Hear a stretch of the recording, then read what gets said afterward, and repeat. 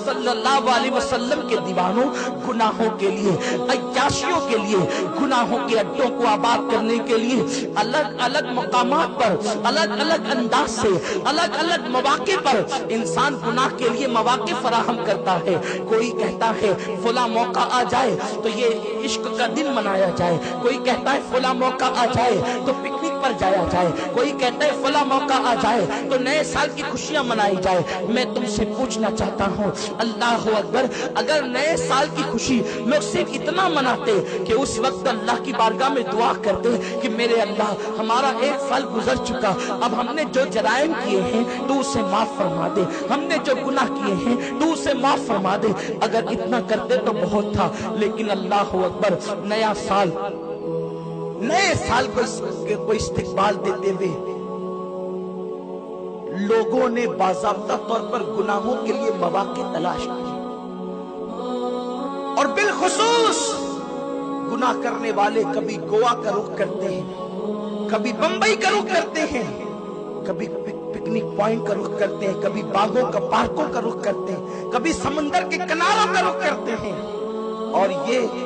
New year मनाना एक बहाना है, दरअसल वो गुनाह के लिए मौके तलाश करते हैं। और ये सारे काम वो लोग करते हैं जिसको अल्लाह ने खुशहाल किया। अक्सरियत कुछ चर्बी चढ़े हुए गरीब भी हैं जिनके लिए बुजुर्गों ने कहा है कि गरीब के पेट में 4 पांव होते हैं। ऐसे लोग भी मालदारों की बराबरी के लिए गुनाहों के मौके तलाश करते हैं।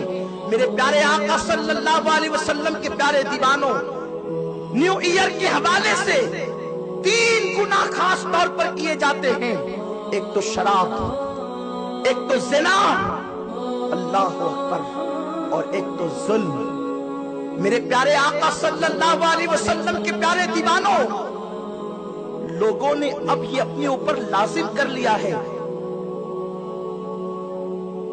कि 31 दिसंबर को हमें वो नाइट मनानी ही होगी, और पूरी दुनिया के अंदर, बल्कि अल्लाहु अकबर, दुबई जैसे शहरों को ऐसे सजाया जाता है जैसे दुल्हन। नाम नेहाद इस्लामी ममालिक कहलाने वाले भी इस नहूसत में मुब्तला है। शराब, शबाब, मौसीकी, म्यूजिक, गाने, ये सारी नहूसत अगर दुनिया की दूसरी कौमें इस लानत में मुब्तला है तो हमें ताज्जुब नहीं, इसलिए कि जिनके पास कानून ही ना हो, जिनके पास दस्तूर ही ना हो, अगर वो ये सारी बुराइयां करें तो ताज्जुब की बात नहीं,